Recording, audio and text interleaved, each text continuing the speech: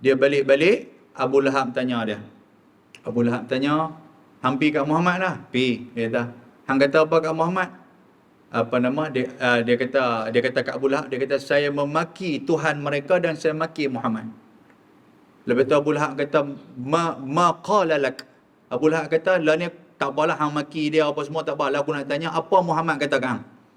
Qutaibah kata Muhammad dia hanya mendoakan Allahumma ba'ath alayya, mendoakan ke atas aku supaya didatangkan kalban min kilabik, iaitulah anjing-anjing Allah Subhanahu wa taala diutuskan kepada aku. Dengar macam tu, Abu Lahab pucat dari muka. Abu Lahab kata ma amanu da'wata Muhammadin sallallahu alaihi wasallam, tak ada siapa lagi yang terlepas daripada doa Muhammad. Abu Lahab ni dia percaya tuan sekalian.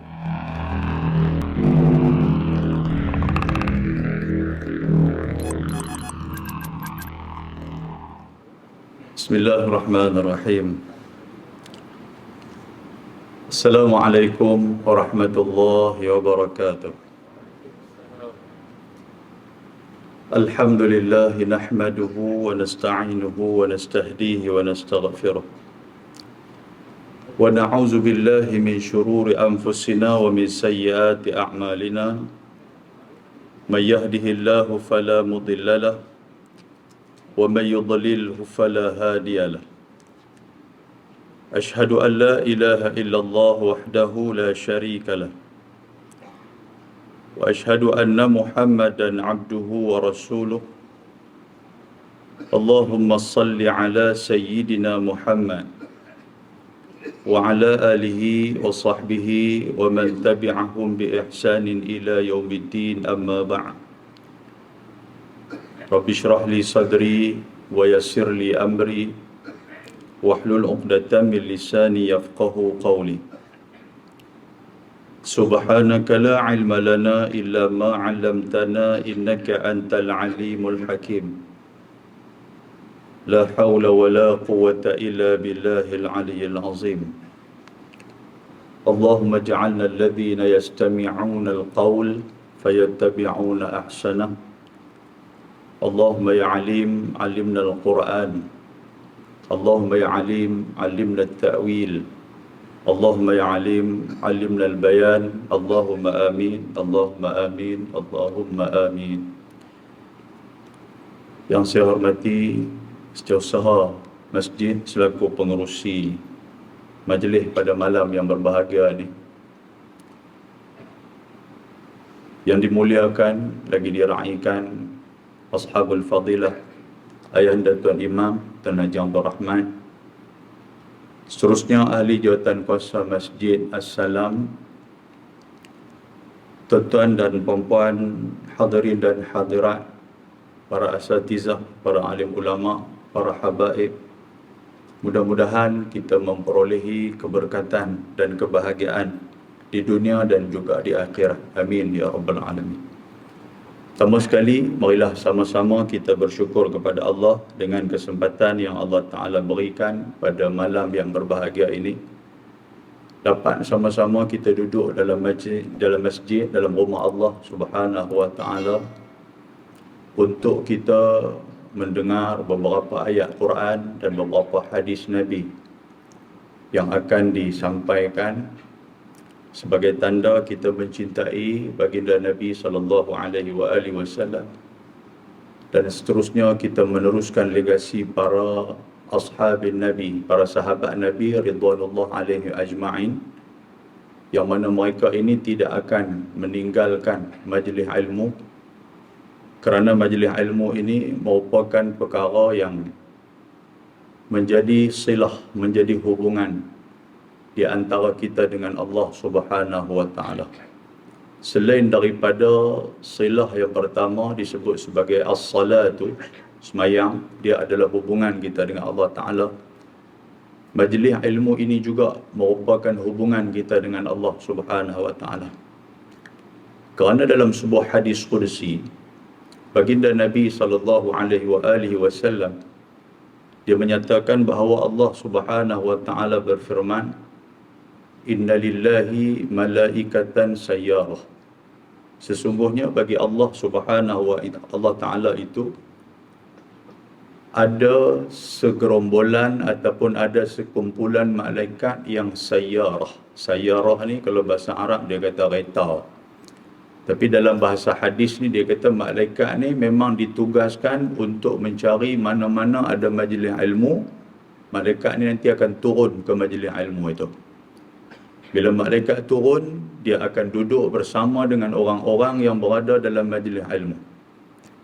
Nabi menyebut juga, Nabi kata wa innal malaikata, sesungguhnya malaikat ini la tadau ajnihataha ridwan bima yasna'. Dia turun tu bukan turun saja, tetapi turun itu adalah dia merendahkan dan juga dia menaungi orang-orang yang berada dalam majlis ilmu dengan sayap-sayap dia. Muhaddis yang membicarakan hadis ni menyatakan bahawa sampai berdempek di antara satu sama lain sayap malaikat untuk menaungi kita. Ketika mana selesainya majlis ilmu, semua orang berkat balik dan para malaikat ini juga mereka pun akan pulang bertemu dengan Allah Azza wa Jalla. Bila sampai kepada Tuhan, Tuhan nanti akan tanya mereka, min aina ji'tum? Apa main daripada mana?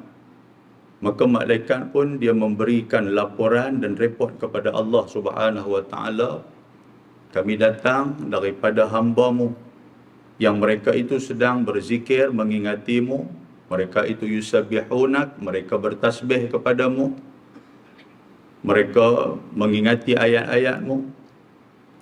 Allah Ta'ala tanya kepada para malaikat ini juga, apakah mereka itu pernah bertemu dengan syurga agung? Yang mereka ni duduk kelang kabut sangat ni, mai duduk dalam majlis ilmu semata-mata biwajhillah, untuk mengharapkan keredaan daripada-Mu. Malaikat kata mereka ni tak pernah tengok langsung syurga, tapi itulah yang menjadi impian dan dambaan mereka. Maka Allah Subhanahu wa Ta'ala menyatakan walahum jannah, bagi kepada mereka syurga. Dan Tuhan tanya juga, dalam mereka duk minta syurga tu, mereka minta apa? Mereka hajatkan apa? Mereka menghajatkan untuk menghindarkan diri mereka daripada api neraka. Tuhan tanya pula kepada malaikat yang mereka duk kalut ni nak lari daripada api neraka ni, mereka pernah masuk kepada api neraka tu? Lebih kurang macam tu lah bahasa kita nak bagi faham.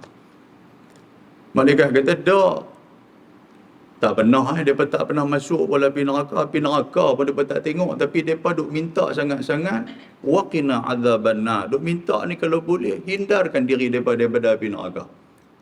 Maka malaikat menyatakan bagi mereka itu hindar daripada api neraka Allah Subhanahu wa Ta'ala. Allah Ta'ala sebut macam tu kepada malaikat. Kemudian Tuhan tanya pula kepada malaikat, apa yang kamu ingin doakan kepada mereka, kepada orang yang berada dalam naungan, yang berada dalam raudah dan taman min riyadil jannah, daripada taman-taman syurga ni. Maka apa kata malaikat? Allahumma ghfir lahum, Allahumma arhamhum. Dua doa. Yang doa ni di sisi malaikat dan terus dimustajabkan oleh Allah Subhanahu wa Ta'ala. Apa dia doa dia tuan-tuan sekalian? Malaikat minta kepada Allah, Allahumma ghfir lahum, ya Allah bagilah keampunan kepada mereka. Warhamhum, bagilah kasih sayang-Mu dan rahmat-Mu kepada mereka ya Allah. Maka Allah Subhanahu wa Ta'ala memberikan keampunan dan kasih sayang hasil daripada doa daripada para malaikat untuk orang-orang yang berada dalam majlis ilmu Allah Subhanahu wa Ta'ala. Oleh itu tuan-tuan sekalian, jadikan majlis ilmu ini sebagai salah satu silah, salah satu hubungan kita dengan Allah. Kalau bila duduk dalam ni, bukan hanya kita saja duduk dalam ni, tapi malaikat juga. Dia meneliti setiap hajat yang kita perlukan. Dia mendengar setiap rintihan seorang hamba yang berada dalam majlis ilmu. Sebab kita main ni tuan-tuan sekalian, semua ada masalah masing-masing. Main ni bawa masalah. Korang-korang keluar daripada majlis ilmu, korang daripada masjid ni tuan-tuan sekalian, masalah itu akan hilang dan masalah itu akan kurang daripada bebanan dia. Baginda Nabi SAW ketika mana menceritakan bagaimana orang-orang yang ditanya dalam persoalan kubur, hadis riwayat Imam Ahmad. Yang ni saya nak abang perkara yang yang menjadi tuntutan kepada kita untuk tuan-tuan terus duduk dalam majlis ilmu ni. Kita nak istiqamah dalam majlis ilmu, mesti kita nak kena ada juga suntikan untuk kita nak terus duduk dalam majlis ilmu. Antara dia apa tuan-tuan sekalian? Nabi SAW sebut, riwayat Imam Ahmad, dan hadis ni juga diriwayatkan oleh sahabat Nabi yang bernama Bara' bin Azib radhiyallahu ta'ala anhu wa ardah. Bara' kata apa? Ketika mana kami mendengar ada di kalangan seorang sahabat Ansar yang meninggal, maka Nabi SAW pun terus bergegas untuk nak pergi solat jenazah. Rupa-rupanya bila sampai di masjid, mereka dah bawa mayat tu, mereka dah semayang dulu dah. Mereka tak cerita kepada Nabi, terus ke tempat perkuburan. Lalu baginda Nabi SAW terus bersama dengan Bara' bin Azib pergi ke tempat tanah perkuburan tu. Bila sampai di situ, Nabi duduk, wahaulahu, Nabi duduk dekat dengan tanah perkuburan, dan Nabi tengok pelaksanaan dan penyelenggaraan daripada tanah mayat tu. Lalu Nabi pun duduk, faka'annama, seolah-olah berdirinya Nabi di situ seperti ada seekor burung di atas kepala Nabi. Yang ni sunnah Nabi, kalau kita pergi ke tempat, kita pergi ke kubur tuan-tuan sekalian, apa yang perlu kita buat, jangan duk agresif sangat. Duk pergi cari tempat, duk pergi buat satu kumpulan, duk pergi menyembang apa semua tu. Nabi tak, Nabi duduk, wajalasna haulahu, Nabi duduk dekat dengan kubur, faka'annama, sesungguhnya seperti mana di atas kepala Nabi ada seekor burung, maknanya duduk senyap. Tiba-tiba kata Bara' bin Azib, Nabi panggung kepala. Dan Nabi kata ista'idhu min azabil qabri. Nabi sebut 2-3 kali. Marratain aw salasa, kata Bara' bin Azib. Nabi duk sebut minta lindunglah hampa dengan azab kubur, minta lindunglah hampa dengan azab kubur. 2-3 kali Bara' bin Azib kata ni. Lepas tu Bara' bin Azib duk dengar apa lagi Nabi nak sebut. Tiba-tiba Nabi SAW menyatakan, Nabi kata sesungguhnya seseorang itu ketika mana dia disemadikan, watawalla anhu ashabuhu, bila dah sahabat-sahabat semua pekat balik. Bila kita bawa mayat, kita letak di kubur, kita pun nak balik lah. Kita takkan duduk tang tu. Sayang macam mana sekalipun kepada ahli keluarga kita, air mata keluar macam mana sekalipun, balik juga kita ke rumah. Ini yang disebutkan oleh Nabi SAW. Nabi kata yatba'ul mayt, akan mengikut dan menghantar mayat itu 3 benda, ahluhu wa maluhu wa amaluh. Yang pertama sekali akan hantar dia ahli keluarga dia, anak-anak akan hantar dia ke kubur. Yang kedua harta benda dia, kereta dia digunakan oleh anak-anak, pakaian dia dipinjam oleh anak-anak dia, hantar dia ke kubur. Motor dia digunakan oleh cucu dia, hantar dia ke kubur. Nabi kata fayarji'u thnani, Nabi kata 2 benda akan balik, ahli keluarga dan pangkat darjat semua akan balik, harta benda semua akan balik. Wa yabqa ma'ahu wahid, cuma satu yang duduk dengan orang yang dalam kubur tu, apa dia? Iaitulah amaluh, iaitulah amal yang akan menemani dia. Nabi kata bila semua orang dah balik, atahu malakani, akan mai kepada dia 2 malaikat. Yang malaikat ni azraqani aswadani. Bahasa hadis kata tu malaikat ni dia wajah dia ataupun warna dia azraqani aswadani, biru kehitaman dia mai. Bila dia mai tuan-tuan sekalian, dia akan pegang mayat yang di saat itu mayat masih lagi berada dalam keadaan mengiring. Fayuq'idanihi, dia akan pegang mayat tu, dia bagi mayat tu duduk. Lalu dia bertanya kepada mayat tu antara soalan yang Nabi SAW sebut. Nombor 1 apa dia? Mar rabbuka, siapa Tuhan kamu? Apabila malaikat tanya kepada orang yang beriman, abdul mu'min, dia beriman, maka dia akan berjawab, Allahu Rabbi, Allah Ta'ala itu Tuhan aku. Bilisanin fasih, dengan lisan yang fasih. Dan yang itulah yang kita selalu duduk baca dalam talqin kita. Apabila datang apabila datang malaikat kepada kamu, maka kamu jawablah dengan lidah yang fasih. Bilisanin fasih, maknanya lidah yang fasih. Soalan yang kedua, malaikat tanya lagi. Malaikat kata, madinuka, agama kamu apa dia? Malaikat tanya. Maka dia menjawab, diniyal Islam, agama aku Islam. Kalau dia adalah orang yang beriman di atas muka bumi dulu. Tapi kalau dia pun dengan rukun Islam pun dia tak tahu yang mana satu, sat rukun Islam, sat rukun iman, sebut, sat lari masuk rukun negara ke apa ke, contoh dia macam tu lah. Dia pun kelang kabut. Macam mana dia nak menjawab? Bila dia boleh jawab, dia kata, diniyal Islam, agama aku Islam.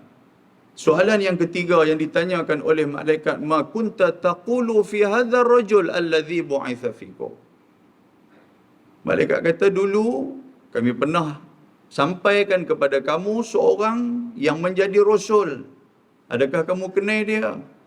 Dalam hadis kata digambarkan rupa Nabi SAW, ditunjukkan kepada hamba ini, kepada mayat yang duduk dalam kubur ni. Maka dia pun menjawab, asyhadu annahu Rasulullah, aku bersaksi bahawa dia adalah Rasulullah. Kalau dia beriman kepada Allah. Soalan yang keempat, malaikat tanya lagi, wa ma yudrika, macam mana hang boleh jawab? Macam mana hang boleh kenal Allah? Macam mana hang boleh kenal agama Islam? Macam mana hang boleh tahu Nabi Muhammad? Apa yang dia jawab, tuan-tuan sekalian? Yang ni lah yang saya nak mentionkan di sini ni, tuan-tuan duduk dalam majlis ilmu ni. Dia kata apa? Dia kata, qara'tu kitab Allah wa amantu bihi wa atasaddaqu bihi. Dia kata, aku atas dunia dulu aku pergi mengaji. Dia kata, hang tanya aku, macam mana aku boleh kenal Allah? Macam mana aku boleh kenal agama Islam? Macam mana aku kenal Nabi SAW? Pasal atas dunia dulu qara'tu kitab Allah. Aku membaca Al-Quran. Makna baca Quran ni apa? Pergi mengaji. Tuan-tuan sekalian. Bila aku pergi mengaji, aku beriman dengan Al-Quran. Aku dengar ayat-ayat Quran disampaikan kepada aku. Aku dengar ayat-ayat Al-Quran dijelaskan kepada aku. Aku mengambil pengajaran Al-Quran. Dan aku membenarkan akan Al-Quran itu. Inilah di antara keberuntungan ketika mana kita duduk dalam majlis ilmu. Pasal kita nak jawab soalan malaikat munkar dan nakir. Apa yang jadi selepas daripada tu, tuan-tuan, hadis ni panjang. Saya tak cadang nak baca hadis ni. Hadis lain nak baca. Tapi sebagai mukadimah malam ni lah. Malaikat kata apa? Nam kanaumatil arus. Malaikat kata kalau macam tu, hang tidurlah seperti mana tidurnya pasangan pengantin baru. Malaikat kata. Yang kata orang dalam kubur ni, tuan-tuan sekalian, hamba yang beriman kepada Allah Ta'ala ni, dia bukan nak melepaskan diri saja, tapi dia duduk fikir ahli keluarga dia ni. Dia kata apa kepada malaikat? Dia kata, arji'u ila ahli fa ukhbiruhum. Dia kata, wahai malaikat, boleh tak aku nak balik saat atas dunia? Arji' makna dia rujuk, nak kembali. Boleh tak aku nak balik Zat kepada ahli keluarga aku? Ahli itu makna dia ahli keluarga. Fa ukhbiruhum, aku nak abang kepada mereka apa yang telah aku dapat sekarang ni dengan nikmat kubur, dengan layanan baik daripada para malaikat, dengan dipermudahkan macam mana urusan kematian aku. Aku balik, aku nak abang dekat mereka. Aku nak abang kepada isteri, aku nak abang kepada suami, aku nak abang kepada anak-anak aku. Jangan hampa leka dengan dunia, jangan hampa lupa baca Quran, jangan hampa tinggalkan sembahyang. Dia nak habang amal yang saleh kepada ahli keluarga dia.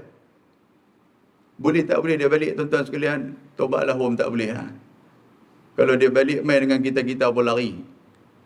Pasal memang tak boleh. Malaikat kata tak boleh. Malaikat kata nam ni bukan Gangnam Style. Nam ni maksud dia apa? Tidur. Naum, masa berapa kata naum, tidurlah hang. Sebab waktu ni waktu berehat. Waktu ni waktu hang dah lepas dah daripada amal ibadat. Atas dunia dulu hang buat amal ibadat. Lah ni waktu hang mengutip. Faman zara'a hasada. Waktu hang hasad. Waktu hang mengutip segala apa yang hang telah buat atas dunia dulu. Sekarang ni hang nikmati. Sebelum hang nak sampai kepada syurga ketika mana hang akan dibangkitkan. Muslimin dan muslimat yang dirahmati Allah Ta'ala. Jadi tuan-tuan sekalian, dua hadis yang saya baca kepada tuan-tuan sebagai mukadimah untuk nak encourage diri tuan-tuan untuk terus duduk dalam majlis ilmu. Yang pertama apa tuan-tuan sekalian? Kita mendapat doa daripada Allah Azza wa Jalla yang disampaikan oleh para malaikat kepada Allah Ta'ala. Dan yang kedua apa tuan-tuan sekalian? Kelepasan daripada soalan malaikat munkar dan nakir ketika mana kita ditanya oleh malaikat munkar dan nakir waktu kita duduk di alam kubur nanti. Muslimin dan muslimat yang dirahmati Allah Azza wa Jalla. Oleh itu tuan-tuan sekalian, manfaatkan majlis ilmu yang ada di tempat tuan-tuan. Kalau tak ada, pergilah cari. Lepas maghrib ni kalau boleh kita set dah dalam diri kita, dalam diary kehidupan kita, lepas maghrib aku nak pergi mengaji. Sebab waktu ni lah kita ada pun. Waktu lain payah tuan sekalian, kata kuliah duha lah apa semua, kelang kabut dengan bendang lah, kelang kabut dengan kelapa sawit dia nak tanam pula, lepas ni kelang kabut dengan apa, dengan derian musangking ke apakah. Kelang kabut habis semua tuan sekalian. Tapi ada lepas maghrib, waktu ni lah kita ambil kesempatan untuk nak duduk dalam majlis ilmu Allah Subhanahu Wa Taala. Muslimin dan muslimat yang dirahmati Allah Ta'ala, alhamdulillah kita bersyukur kepada Allah, hari ini Tuhan bagi lagi kesempatan untuk kita hidup di dalam dunia ini dan khususnya di dalam bulan Muharram. Hari ini masih lagi 23 Muharram 1444. Yang mana Muharram ini di antara bulan yang disebutkan di dalam Al-Quranul Karim dalam surah At-Taubah, surah yang ke-30, surah At-Taubah, iaitu ayat yang ke-36. Tuhan kata apa? Tuhan kata inna iddatash syuhuri 'indallahi 12 syahran fi kitabillah. Sesungguhnya bulan-bulan di sisi Allah Subhanahu Wa Taala itu ada 12 bulan. Yang tuan-tuan tengok dalam kalender Islam tu, itu 12 bulan. Bulan tu disebut sebagai bulan Allah. Tapi kita belah Kedah ni, kita kata bulan tu bulan Melayu. Kita kata, hari ni berapa bulan Melayu tu? Celah bila Melayu ada bulan? Melayu ni mai bulan ni.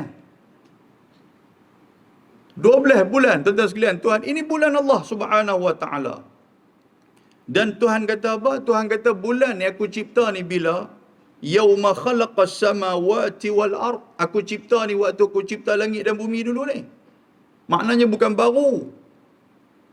Yang baru yang kita kira ustaz, yang 1444 ni macam mana? Yang tu baru pengkiraan dalam kalender Islam yang telah dibuat oleh Sayyidina Umar Al-Khattab radhiyallahu taala anhu. Yang tu yang ada kalender secara tersusun. Tapi kalau ikut bulan-bulan tu ada zaman, ada ketika mana Tuhan dah buat langit dan bumi waktu tu. Dan di dalam bulan itu, kata Allah Subhanahu Wa Taala, minha arba'atun hurum. Ada 4 bulan. Sebahagian daripadanya, daripada 12 bulan, arba'ah, ada 4 bulan, hurum, disebut sebagai hurum. Hurum ni tuan-tuan, jamak kepada haram. Haram ni saya tak perlu hurai kot, tuan-tuan boleh tahu kot. Haram tu maksud apa? Kalau haram belah utara ni dia kasar sikit. Ustaz mai tak? Haram tak mai? Haram tak mai dia. Oh, tu nak marah kat ustaz dah tu. Kan? Haram ni maksud apa? Maksud yang dihormati. Tu maksud dia macam tu. Pasal itulah Allah Ta'ala menyebutkan tentang Masjidil Haram. Masjidil Haram tu masjid yang dihormati. Surah Al-Isra, Tuhan kata subhanalladzi asra bi'abdihi lailan minal masjidil al-haram. Minal masjid al-haram. Kita turun daripada Maktab. Kita pergi Mekah, kali pertama pergi Mekah, tuan sekalian boleh lepas tu Allah bawa seronok lah, duduk di Maktab. Ada hari tu terlambat sikit, kalau tidak duduk pergi dengan kawan-kawan, duduk pergi semayang di Masjidil Haram. Hari tu lambat sikit, turun, duduk gamit. Teksi warna putih. Teksi tu cek-cek tengok, rupanya Bangladesh duduk bawa teksi tu, tapi cakap Arab lah Bangladesh tu. Dia berhenti kat kita, dia tunjuk tu, dia kata haram. Dia kata, kita kata haram, kita kata kat aku haram. Kita kata kat dia haram, tuan sekalian. Dia pun kata haram. Bukanlah maksud dia nak kata kita ni haram dah. Maksud dia apa? Al-haram tu maksud dia Masjidil Haram. Jangan tuan-tuan duk bergaduh dengan dia pula. Haram. Masjid. Buat lagu tu mampu. Tak berjumpa sampai kesudah. Maknanya apa? Masjidil Haram, masjid yang dihormati. Allah Ta'ala sebut minha arba'atun hurum dalam surah At-Taubah ayat 36. Sebahagian daripada 12 bulan itu ada 4 bulan haram. Apa maksud bulan haram ni tuan-tuan sekalian? Maksud bulan haram, bulan yang dihormati, bulan yang Allah Ta'ala melipat gandakan amal ibadat. Dan dalam bulan inilah Allah Ta'ala sebut, Tuhan kata, فَلَا تَظْلِمُوا فِيهِنَّ أَنفُسَكُمْ. Janganlah kamu melakukan kezaliman ke atas diri kamu. Apa maksud melakukan kezaliman ke atas diri kita? Jangan kita leka dan lalai dengan bulan haram yang Tuhan bagi ni. Kalau sebelum jahiliah, bulan haram ini adalah satu bulan gencatan senjata di kalangan orang-orang jahiliah. Waktu tu mereka tak bergaduh, pakai jadi bagus belaka. Yang kata orang jahiliah waktu tu. Nak bergaduh, dia berfikir, di bulan apa ni? Oh, bulan haram, hati-hati bergaduh. Jadi bila mai dalam Islam, Allah Ta'ala dan Nabi SAW meraihkan pandangan bulan haram ni. Jangan melakukan kezaliman. Maksud dia apa? Jangan kita buat benda tak elok dalam bulan haram ni. Saya tuan-tuan kata, Ustaz, habis bulan haram boleh buat ke? Jadi fikir macam tu. Macam orang puasa lah. Tengah duk puasa, dia duk sabang. Lepas hasang, orang duk maki dia apa semua ni. Hai, hantar balik. Dia takut puasa kot. Oi, bagus no. Tapi tak apalah, lepas aku buka puasa, aku maki dia balik. Ada juga jenis macam tu. Kan? Tapi maknanya, dalam bulan haram kita boleh jaga diri kita. Di luar bulan haram juga, benda tu kita nak kena jaga. Apa kelebihan kita duduk dalam bulan haram ni? Yang saya nak sebut, tuan-tuan, ada 2 hadis yang ada kaitan dengan perkara ni. Yang pertama, bukan hanya Allah Ta'ala melarang kita melakukan benda-benda yang boleh merosakkan diri kita, melakukan dosa, Tuhan halang kita. Tetapi dalam bulan haram ini juga Allah Ta'ala melipat gandakan amal ibadat. Apa maksud Tuhan melipat gandakan amal ibadat? Inilah keuntungan menjadi umat baginda Nabi SAW. Untungnya jadi umat baginda Nabi, tuan-tuan sekalian. Pasal apa untung, Ustaz? Pasal kita hari ni, tuan-tuan sekalian, buat satu amal ibadat, Tuhan gandakan amal ibadat kepada kita banyak. Antara dia apa? Antara dia salat. Macam mana salat, tuan-tuan pun pernah duk dengar cerita Isra' dan Mi'raj. Orang duk main baca, duk main ceramah kat tuan-tuan sekalian. Antara objektif Allah Ta'ala mengisra'kan dan memi'rajkan Nabi SAW apa dia? Iaitulah Nabi kata apa? Wa furidat alayya, sesungguhnya difardukan ke atas aku 50 salawat, 50 semayang, 50 waktu. Bila Nabi turun daripada bertemu dengan Allah Azza wa Jalla, jumpa dengan Nabi Musa. Bila jumpa Nabi Musa tanya, apa yang Tuhan bagi kepada kamu, wahai Rasul yang saleh, wahai anak yang saleh, hamba yang saleh? Maka Nabi menjawab, wa furidat, difardukan ke atas aku 50 waktu untuk aku nak bagi ke umat aku. Nabi Musa kata, oi, dia kata 50, banyak dah.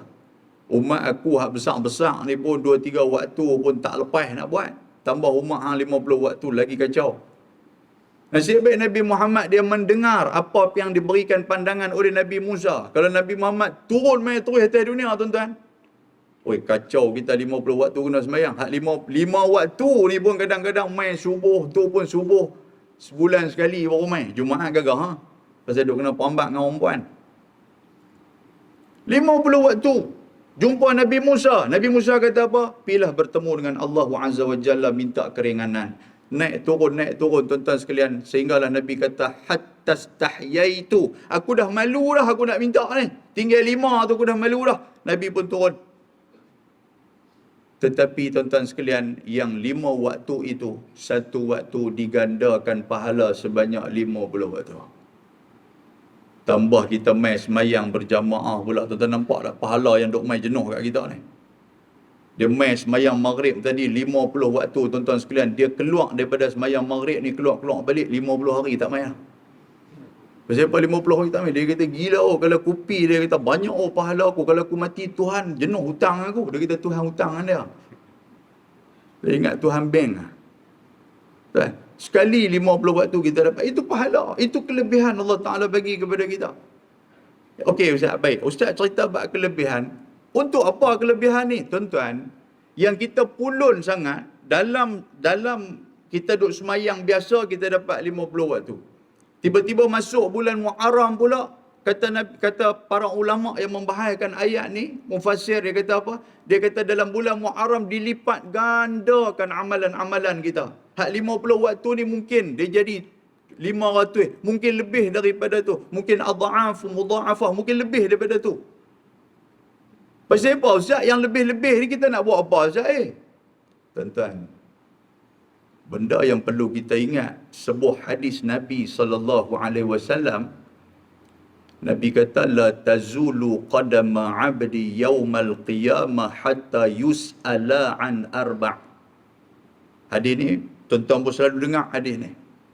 Nabi kata, la tazulu qadama abdi, tidak akan berganjak 2 tapak kaki kita ketika mana di mahsyar nanti, sehinggalah kita ditanya dengan 4 soalan.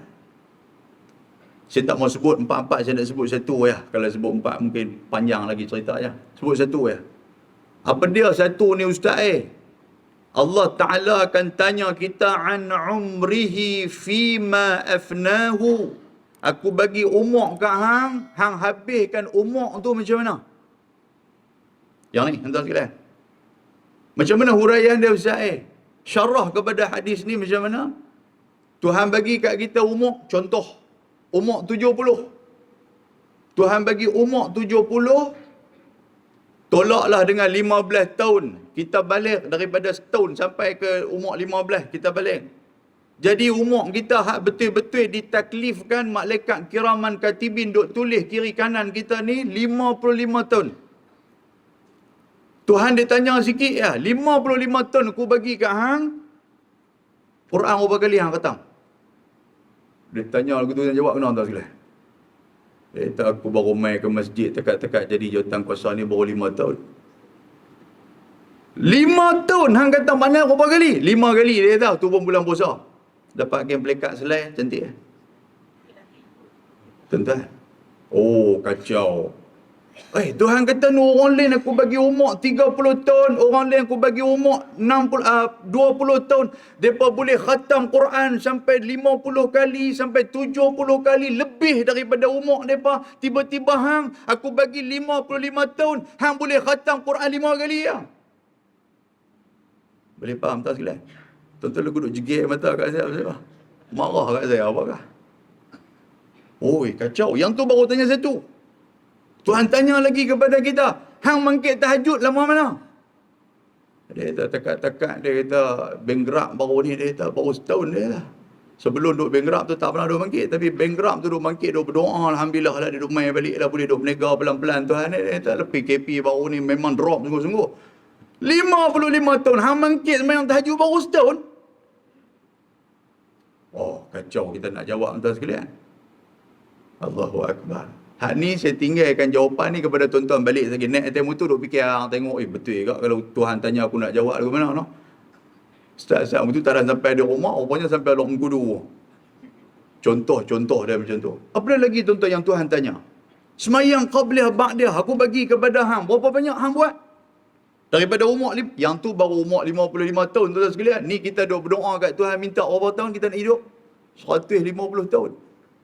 Minta kat Tuhan, ya Allah panjangkanlah umur aku, ya Allah. Kawan tanya pula agak-agak kalau Tuhan nak bagi kat hang umur apa? Dia kata 150 cantik.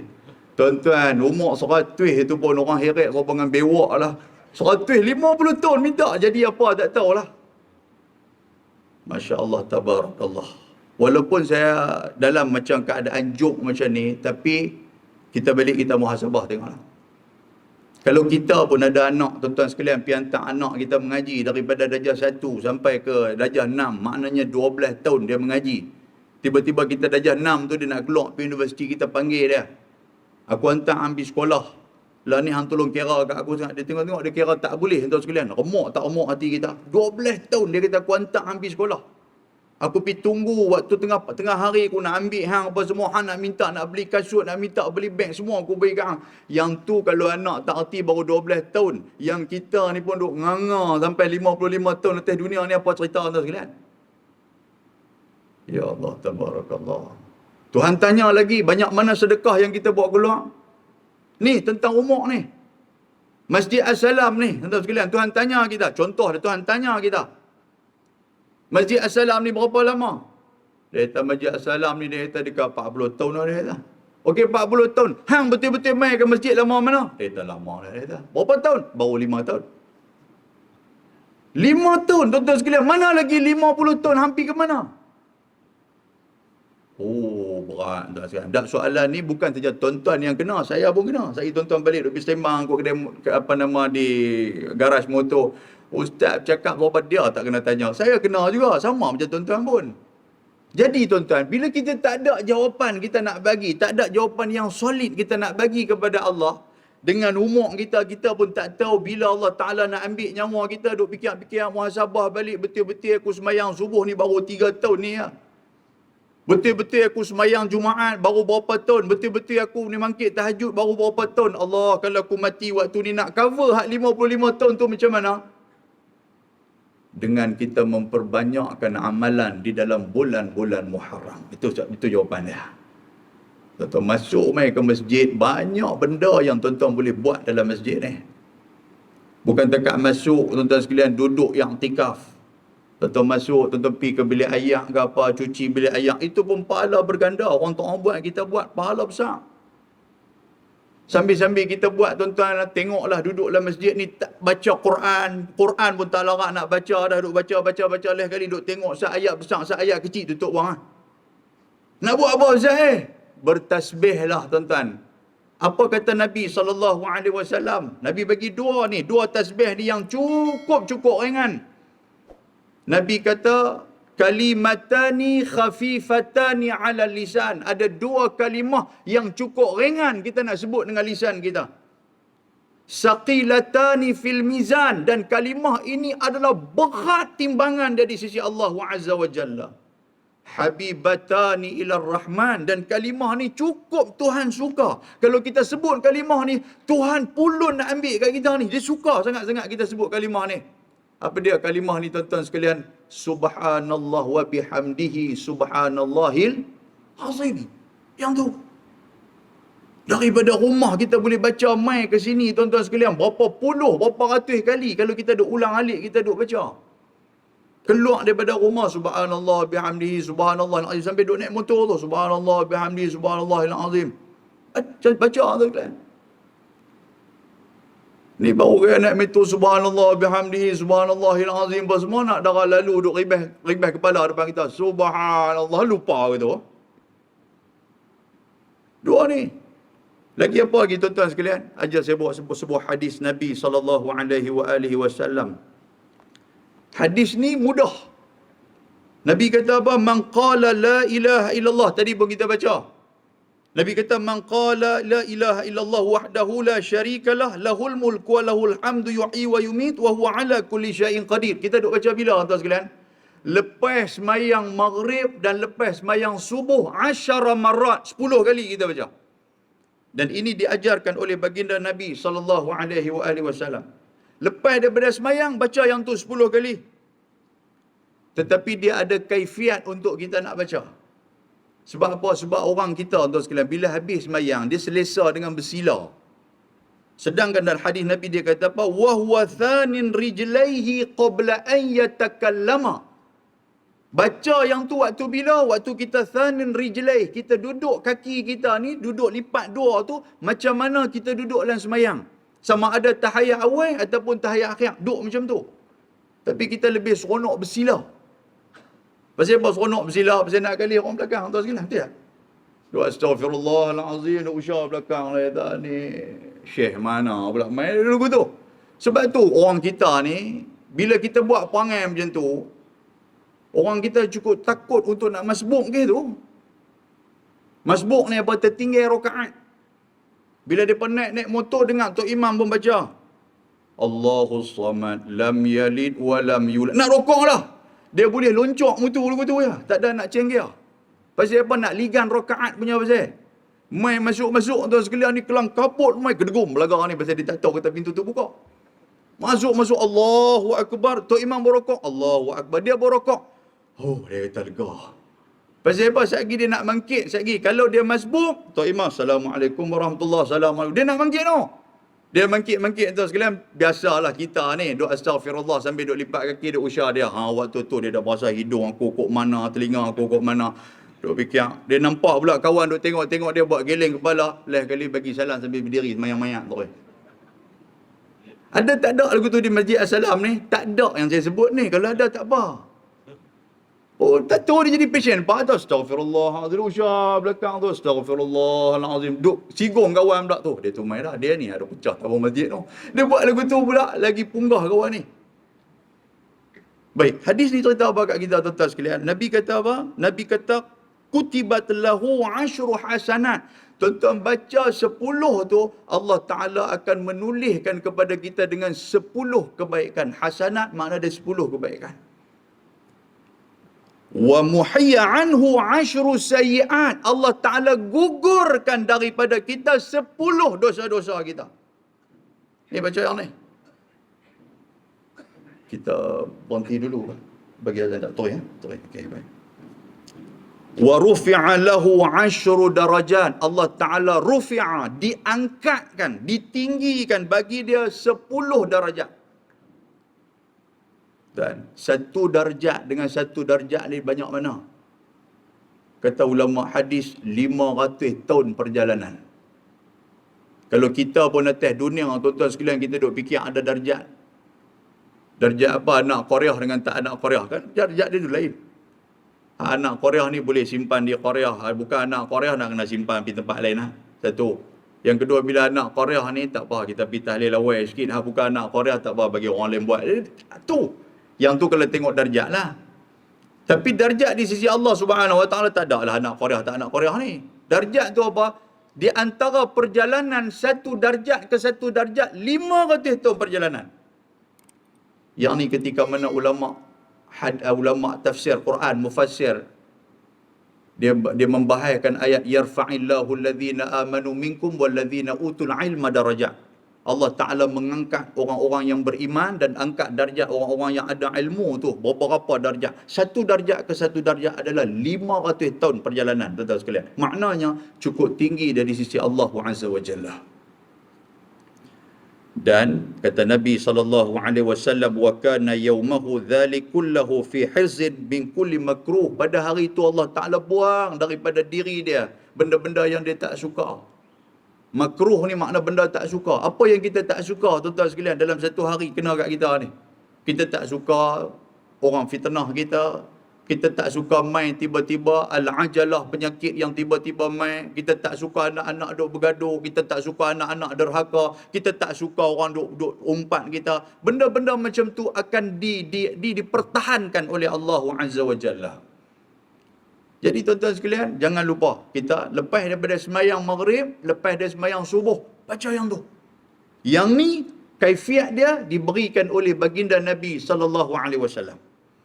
Ada pun yang lain, Nabi tak cerita tentang kaifiat. Apa dia? Allahumma ajirna minan nar. Tuan-tuan nak baca duduk pun tak apa, nak ada kerja. Contoh dia, nak baca Allahumma ajirna minan nar, boleh baca mangkit sambil duduk berjalan, pergi keluar pun. Boleh baca, tak ada masalah. Ayatul Kursi, boleh lepas semayang, nak baca ayat kursi, balang kereta, boleh baca. Sebab kaifiat dia tu, Nabi tak abang. Nabi tak kata, bacalah ketika mana sanin rijlaihi, hang duduk macam mana dalam semayang, qabla an yatakallam. Satu lagi, lupa nak abang. Apa dia? Jangan kita bercakap lagi dengan orang waktu tu. Selesaikan dulu. La ilaha illallah wahdahu la syarikalah. Orang duk queen kita ke apa, kita tengok-tengok dia duk tunjuk lagu tu, kita angkat menumbuk dia. Ajak kena teh lepas subuh. Duk quit kita. Jadikah teh dia lagu tu? Tersesat nak perhabis ni tak? Jangan kata nak perhabis, kita duk buat macam tu dah. Mudah tak mudah tuan sekalian? Allah tak ada model sekupang habuk pun tuan-tuan bawa keluar. Model dia apa tuan-tuan? Rajin istiqamah yang tu ya. Ni nak baca Quran, nak dapatkan pahala berganda. Pasal apa? Nak tampung hak 55 tahun kalau Allah Ta'ala tanya kita. Tapi benda tu Tuhan tanya, tak sama lah macam mana saya tanya. Nabi abang macam tu. Okey, dalam bulan Muharram, satu, maknanya apa yang tuan-tuan dapat ni, bila mai bulan Muharram ni pulun bersedekah. Nabi SAW, Nabi kata apa? Nabi kata, afdalu siyam, sebaik-baik ataupun seafdal siyam itu adalah siyamu Ramadan, puasa dalam bulan Ramadan. Lepas daripada tu, iaitulah puasa pada Syahrul Muharram ataupun Syahrul Hurum, dalam bulan-bulan haram. Ni bulan haram Muharram ni kita puasa. Bulan haram ni tuan-tuan sekalian ada berapa bulan? Ada 4 bulan. Yang disebutkan oleh baginda Nabi SAW, 3 bulan itu adalah dekat.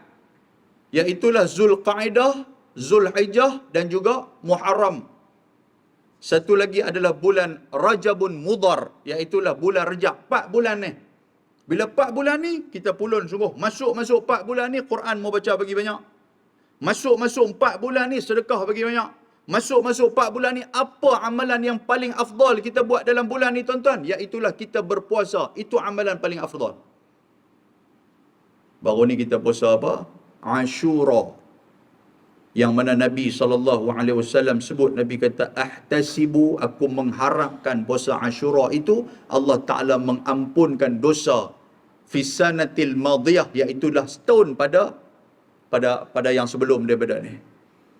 Jadi bulan Muharram ni dikenali sebagai bulan tu. Bulan apa nama? Ashura, ada puasa tu.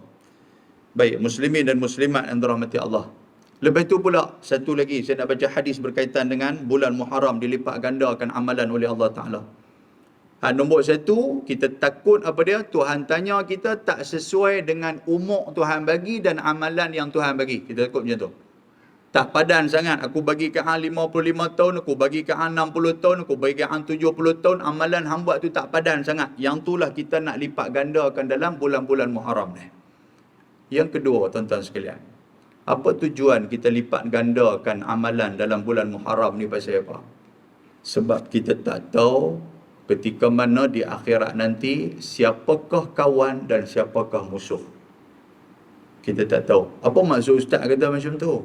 Tuan-tuan, Allah Ta'ala cerita dalam Al-Quranul Karim. Tuhan kata, yauma yafirrul mar'u min akhihi wa ummihi wa abihi wa sahibatihi wa banihi likulli imri'im minhum yauma idzin sya'nun yughni. Tuhan kata, hari itu, waktu kita duduk depan Tuhan, saudara akan lari daripada saudara dia. Hari itu, kita duduk depan Tuhan, ibu akan lari daripada ayah, ayah lari daripada ibu, anak-anak akan lari daripada mak ayah akan lari daripada anak-anak. Wasahibatihi wa banihi, suami akan lari daripada isteri, isteri akan lari daripada suami. Pasal apa? Likulli imri'im minhum yauma idzin sya'nu yughni. Hari itu kita duduk kelang kabut dengan urusan kita masing-masing. Apa maksud lari ustaz? Maksud lari itu apa tuan-tuan sekalian? Lari itu bermaksud takut kita ditagih apa yang kita buat atas dunia ni oleh orang yang pernah kita duk penayang mereka. Penayang ni ada dua benda. Satu, kita menzalimi mereka. Yang kedua apa tuan-tuan sekalian? Kita tidak menunjukkan apa yang Quran dan hadis Nabi yang ajaran Islam suruh tunjuk.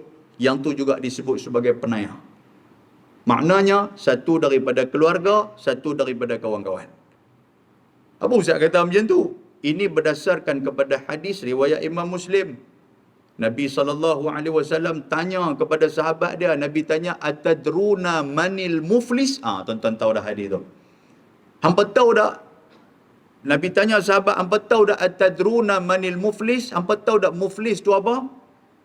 Maka sahabat kata, al-muflisu fina man la dirham lahu wala mata'. Yang kami tahu muflis ni orang yang tak ada harta benda, orang yang tak ada duit, yang tu. Nabi kata, innal muflisa min ummati. Aku nak abang ke hampa, orang yang muflis di kalangan umat aku ni siapa? Depa ni ya'ti yaumal qiyamah bi salatin wa zakatin wa siyamin. Dia mai ketika mana hari kiamat, dia mai dalam keadaan dia bawa pahala semayang. Bukan takat semayang fardu, semayang sunat pun dia buat. Wa zakatin, bukan takat zakat yang wajib dia buat keluar, malah sedekah pun dia buat keluar. Wa siyamin, bukan takat puasa dalam bulan Ramadan, tetapi puasa sunat pun dia tak tinggal. Dia mai dengan pahala yang begitu banyak. Dengan semayang fardu dia, dengan semayang sunat dia, dengan tahajud dia. Ni, pahala banyak dia bawa.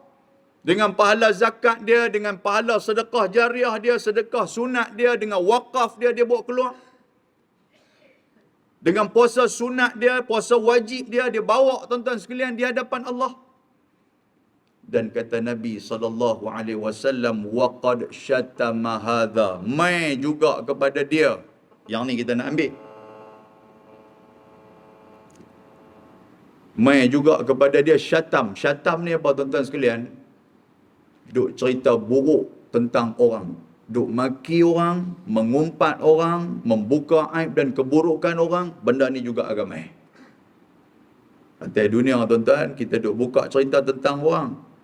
Sedangkan benda tu Nabi kata apa? Man satara musliman satarahullahu fid dunya wal akhirah. Siapa yang tutup satar, siapa yang tutup aib kawan hang, Allah Ta'ala akan tutup aib hang dunia dan di akhirat. Tapi dia buka. Duk berkawan sekali tuan-tuan sekalian, kita membuka keburukan kawan kita.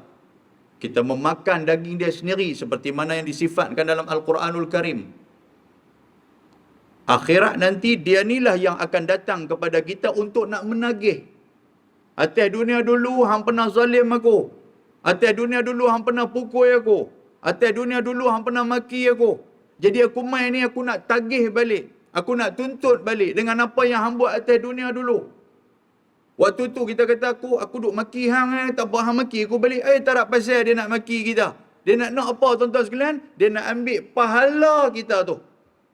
Dia ambil sikit pahala kita. Rupanya ada lagi benda yang kita buat dekat dia. Dia ambil pula lagi.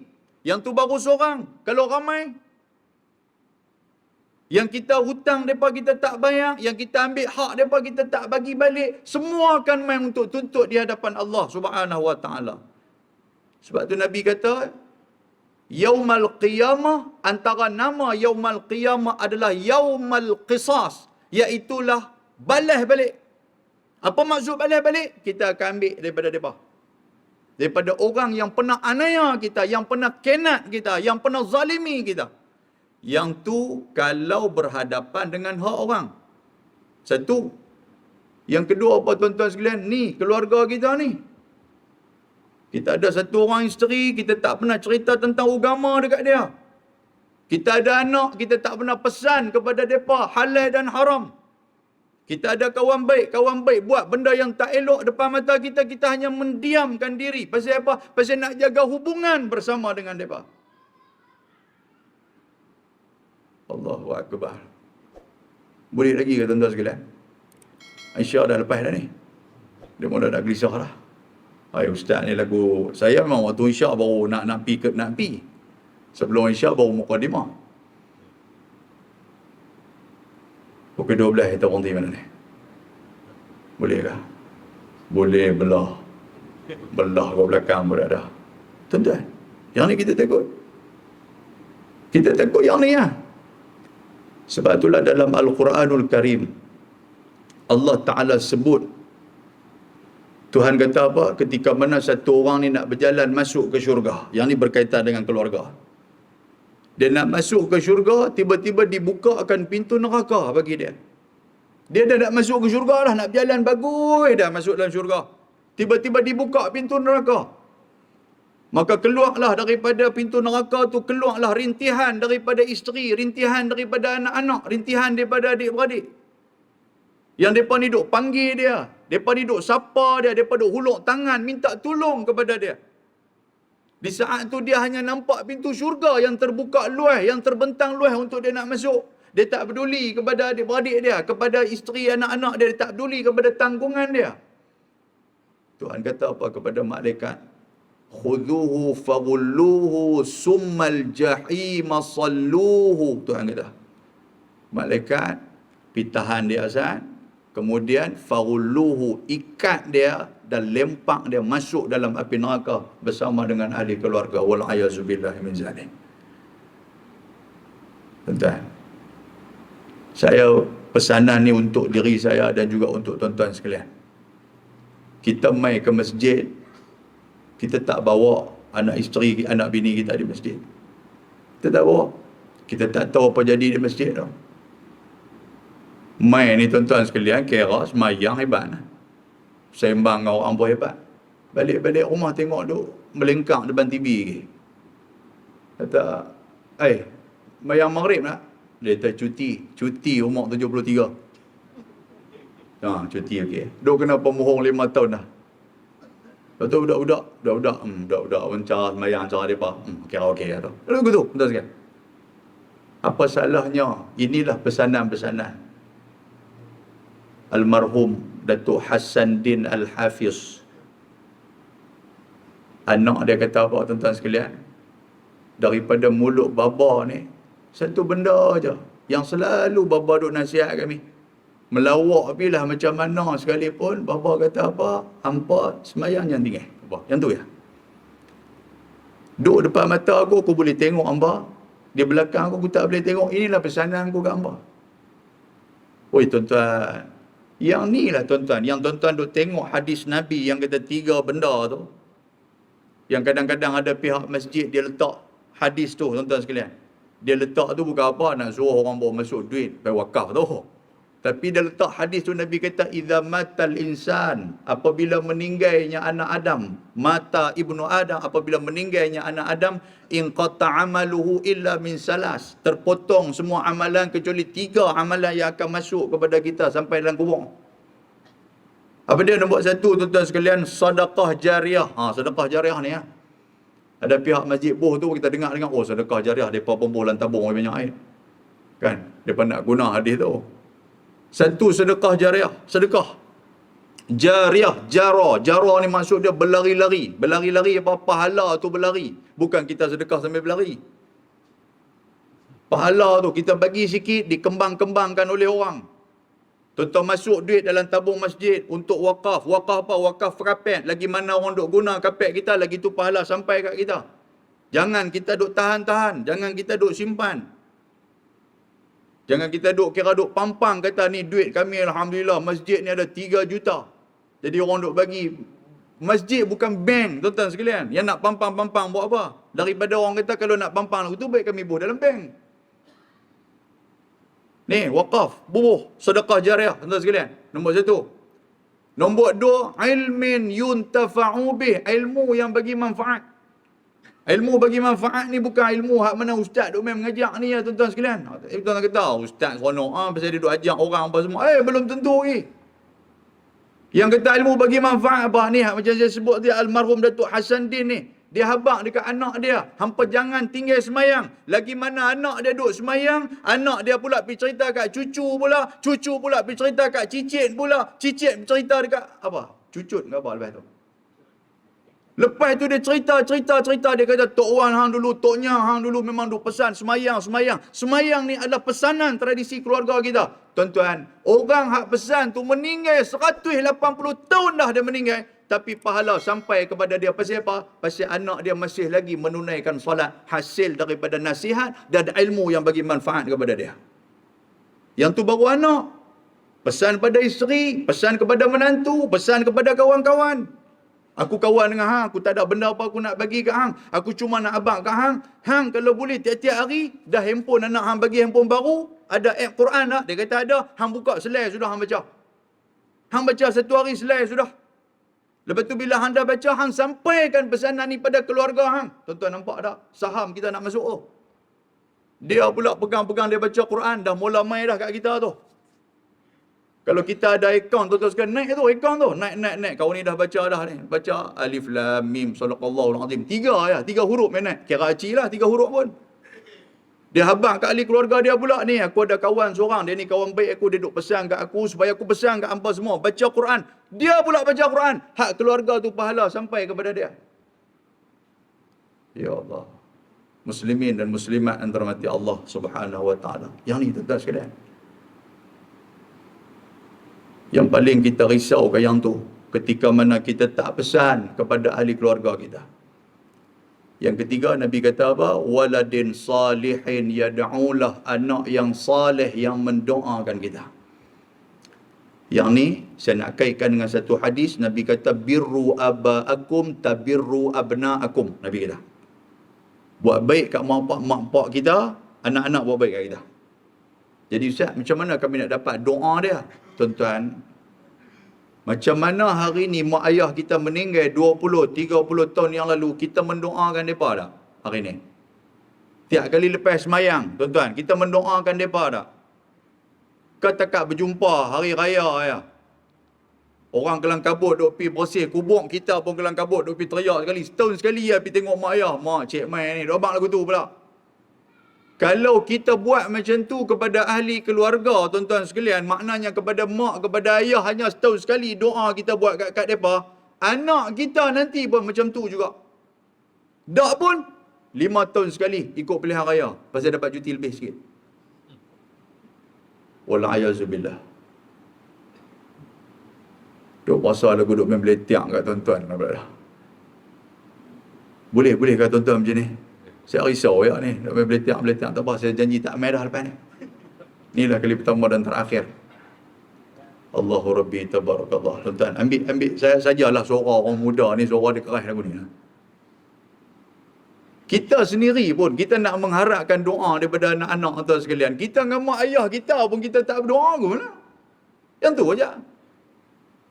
Nabi abang hang buat baik ke ayah hang, mak hang, anak-anak nanti buat baik kepada hang dan juga anak-anak akan buat baik kepada hang. Kalau kita pakai Melayu punya cerita, satu benda. Kalau kita tak berdoa kepada mak ayah, anak-anak nak berdoa kat kita tak? Jangan harap. Kalau, yang ni bukan hadis, tapi kata-kata orang Melayu. Kalau bapa kencing berdiri, anak kencing berlari. Betul tak betul tuan sekalian? Maknanya kalau bapa tak buat, anak tak buat lagi teruk pada tu. Kalau kita tak berdoa kepada mak ayah kita tiap-tiap hari, tuan-tuan sekalian, 5 kali sehari lepas semayang kita tak pernah berdoa kat dia, kat ayah kat mak kita duk berdoa, mungkinlah hari Jumaat sekali ya kita berdoa. Anak-anak kita mungkin akan berdoa kat kita sebulan sekali ya. Lagi teruk. Sebab istilah Melayu kata macam tu, kalau pak kencing berdiri, anak nanti kencing berlari. Kalau istilah saya lain pula, kalau pak kencing berdiri, anak nanti akan kencing dari kepala pak. Lagu tu lah lebih kurang. Saya ni lagi kasar. Tak sungguh. Kita hari ni tuan-tuan duk bercakap lebih kurang dengan mak ayah kita. Anak-anak kita lagi teruk bercakap lebih kurang dengan kita. Baik. Jadi ambil kesempatan ni tuan-tuan sekalian. Sementara ada kesempatan. Nak tegur mereka besar-besar habis dah Ustaz. Macam mana Ustaz? Saya tak nampak benda ni lepas Ustaz duk cerita balik, duk muhasabah, tengok nampak macam keduk karut dah ni. Tuan-tuan, tak apa. Berdoa kepada Allah banyak-banyak. Yang pertama, kita berdoa kepada Allah, bagi kekuatan kat kita. Lepas tu kita tegur mereka. Kita kadang-kadang tak berani nak tegur. Apatah lagi anak-anak yang sudah menikah lah apa semua tu. Ada menantu lah apa bagai. Pernah juga Ustaz, tegur sekali Ustaz Kita balik-balik subuh tengok mereka gelap bilik mereka saja duk pergi ketuk pintu. Bangkit dah sembahyang subuh. Duk dengar dalam Allahu Akbar. Celah bila ambil yang sembahyang tak tahu. Contoh lagu tu lah. Lepas tu Ustaz, duk tengah hari tu tak ada nak makan. Sarapan pagi saya beli roti canai dengan nasi lemak apa semua ni. Tak ada nak makan. Tengok-tengok bungkus beg nak balik lah. Hak tu baru saya tegur terus sembahyang Ustaz. Ustaz bayangkan lah. Kalau saya tegur hak lain Ustaz, saya kira duk pergi jolok ATM tu kosong Ustaz. Oh, pasal duit rupanya. Ada je gitu. Tak orang ni nak tegur. Tuan-tuan, tak apa, cerita dia berani tak berani kita nak tegur. Allah Ta'ala sebut, khuzuhu faghulluhu summal jahima salluh. Ikat dia, lempak dia masuk dalam api neraka Allah wa azza wa jalla. Yang tu aja, cerita dia macam tu ya. Okey, tahu sekalian Baik. Hadis yang kedua tadi sahabat apa? Depa ni nanti akan tuntut kita. Waktu kita buat tak tahu kepada depa ni, depa nanti akan tuntut. Kalaulah atas dunia minta maaf lah, bukan nak kata Ustaz cerita ni serupa dengan isteri kami tak bagus. Dah, bukan cerita macam tu. Yang ni kalaulah kita mengabaikan, dia akan tuntut kita. Dia kata dulu saya menikah dengan dia apa semua ni, dia tak pernah ajak saya pergi ke masjid. Lepas tu pula bila kalau dia pergi ke masjid, balik daripada masjid tu, saya tanya dia, Ustaz malam ni kata ada ceramah ke? Dia kata ada ceramah Ustaz mana? Dia kata lepas nak buat. Dah Ustaz tu cerita apa? Dia kata panjang kata Isya orang tak berhenti pun. Dia marah kita tu. Oh, tu yalah no. Isya panjang tu dah duk dengar je sampai rumah, dengar ujung-ujung tu sampai pukul berapa tak berhenti. Dah Ustaz tu duk cerita apa? Jenuh aku abang kang semua dia kata. Memang tak tahu apa pun dia pun. Jadi dia kata nak tanya tak berani dia kata. Jadi bila tanya tak berani nak ikut dia pun tak bagi. Dia kata ni saya nak ikut juga abang boleh tak? Dia kata tak sah, dia kata saya yang sentuh aku nak kena ambil yang semayang lain. Dia duk kata begitu. Tak apalah saya pergi naik motor sendiri. Tak sah duk naik motor sendiri lah apa bahaya orang tu nak lintas jalan apa semua. Duk marah lah. Tak bagi main ke? Tapi kau ni tak ajak pun. Yang ni pasang ni. Begitu juga dengan anak-anak. Kita duk ingat dengan kita pergi hantar anak-anak pergi tahfiz, kita pergi hantar anak-anak pergi pondok apa semua, selesai kerja kita. Tak, tuan-tuan sekalian. Maknanya kita melarikan bebanan kita kepada ustaz-ustaz tu. Anak kita ni Allahu Akbar. Kita pun kenal anak kita lagu mana, pasal tu kita hantar pergi sana. Jin pun tak boleh lintas yang kata anak kita ni. Dah kita pun tak tahu nak buat lagu mana tuan-tuan sekalian. Pergi hantar pergi sekolah menengah, dengan sekolah menengah dia bergaduh dengan cikgu. Dia pergi kunci guru besar dalam bilik ayam. Anak kita contoh lagu tu lah. Dia bukan dia. Dia fikir, karut ni hang ni. Aku bawa mai ke masjid. Masjid tuan-tuan sekalian. Dia pergi terjun dalam kolam masjid lah apalah. Dia pergi bela ikan kapi dalam masjid tu. Contoh gitu lah. Penin aku ni dah. Aku pergi hantar ambil pondok. Pergi hantar sikit duduk pondok. Pergi hantar pondok. 3 bulan. Tok guru pondok telefon main ambil anak. Dia bakar pondok. Contoh lah. Tuan-tuan tak pening kepala ke lagu tu? Kita di rumah ni kita tak boleh nak atur. Tiba-tiba kita bagi kat orang. Adakah selesai dengan cara macam tu? Pasal tu ramai, ada yang pi tahfiz, ada yang pi pondok. Bila dia balik-balik mai, dia dapat dari sana tu. Di tahfiz dia duduk mangkit, duduk buat semayang tahajud apa bagai. Dia balik-balik rumah, dia tengok kita pukul 5.30 tak mangkit lagi. Ayah kita ni, mak kita pun tak mangkit lagi. Nak mangkit pukul berapa? Dia pukul 4 dia mangkit dah, duduk betas duduk buat tahajud lah apa bagai ni. 2 minggu lah dia bertahan tuan-tuan sekalian. Lepas tu duduk minggu ketiga dengan dia dengan kita tak semayang. Allahu akbar, tabarakallah. Muslimin dan muslimat yang dirahmati Allah. Yang ni kita takut ni. Takut depa nanti duk sangkut kita pula. Pasal ayah lah atas dunia dulu, ayah tak pernah duk ajak cek Quran. Ayah tak pernah perkenal cek tentang Nabi Muhammad. Ayah tak pernah duk ajak pun tentang halal haram ni. Ayah diam aja. Ayah nak konon-konon sporting lah kot. Ayah ni ayah lah ayah paling sporting sekali. Hang sporting lah dengan anak hang lah api neraka. Wal'ayazubillah. Tentu juga dengan anak perempuan dan sebagainya. Tak ajak tentang aurat apa semua ni, kita buat macam biasa. Dia tak ada apa dia kata. Tuan, yang ni benda-benda macam ni lah yang akan menyangkut kita di hadapan Allah Subhanahu Wa Taala. Sebab itulah bulan Muharram ni, dua benda ni ambil kesempatan. Tuan-tuan, ambil kesempatan. Kita takut macam tu. Takut duk minta kat kita, duk tagih kat kita, kita dah bagi segala pahala hak kita bawa tadi tuan-tuan sekalian ni, dengan pahala semayang, dengan pahala zakat, dengan pahala puasa, kita bagi-bagi habis. Tuan-tuan, dalam hadis tu last sekali Nabi kata apa? Nabi kata ketika mana habisnya pahala dia bagi kat orang. Habis dah dia bagi, kawan ni dia bagi sikit, kawan ni dia bagi sikit. Dia duk maki kawan ni, dia duduk pedajai kawan ni, dia duduk pelaga kawan ni, dia duduk fitnah kawan ni, habis dia bagi kat orang. Bila dah habis tuan-tuan sekalian, dia pun nak ambil lagi. Ambil, tak ada apa dah. Tak ada apa dah kat dia ni. Apa yang dia akan kena? Kata Nabi SAW, dosa orang yang haduk menanggung, orang hak main tu memang pendosa. Duk main, duk tanggung, duk tagih dekat dia. Ya. Depa ni tak ada apa. Duk main minta kat dia. Dia tak boleh nak bagi. Tiba-tiba dosa depa ni lah yang depa bagi kepada dia. Bila bagi kepada dia, faturiha alaih, maka dia kandak dosa tu. Kemudian Nabi kata apa? Dia diheret oleh malaikat dan dilemparkan ke dalam api neraka Allah Subhanahu Wa Taala. Bayangkan tuan-tuan sekalian. Kita atas dunia pulun kita buat amal ibadat, tiba-tiba di hadapan Allah Subhanahu Wa Taala kita jatuh muflis, bankrupt tu. Pasal pahala kita diambil oleh orang. Muslimin dan muslimat yang dirahmati Allah Subhanahu Wa Taala. Jadi tuan-tuan sekalian, itulah sebagai mukadimah pada malam ni. Tak masuk tajuk okey. InsyaAllah kot. Takat tu lah kot saya boleh bagi ni. Saya bercadang nak cerita tentang Muharram, tentang hijrah ni. Satulah kita ambil sikitlah barakah hijrah ni tuan-tuan sekalian. Nabi SAW, antara bulan Muharram ni, di samping tuan-tuan duk dengar, ini pandangan-pandangan ulama lah. Dia kata bulan Muharram ni lah Allah Ta'ala menyelamatkan bahtera Nuh alaihi salam. Kerana bahtera Nuh, bila selamatkan bahtera Nuh, sekali dengan berpasang-pasangan duduk dalam kapal Nabi Nuh atau apa semua kan. Jadi macam-macam lah pandangan. Ada kata mereka bawa kacang masuk dalam tu yang bubuk suara kita ada kacang tu kan. Cerita-cerita dia lagu tu lah. Lepas tu ada yang bila terdampar tuan-tuan sekalian, bila terdampar di atas bukit tu, Bukit Judi tu nama dia, duduk atas bukit tu, tiba-tiba tuan-tuan bila air dah kering apa semua, dia naik serupa lumut tu, naik lah pokok tu sekalian, pokok kacang tu dia ambil buat bubuk suara. Ada lagu tu punya cerita. Tak apalah, janji kita boleh makan suara. Yang tu juga cerita dia tu kan. Tak kira lah main kot mana, sedap juga buat suara tu man. Tak kira lah.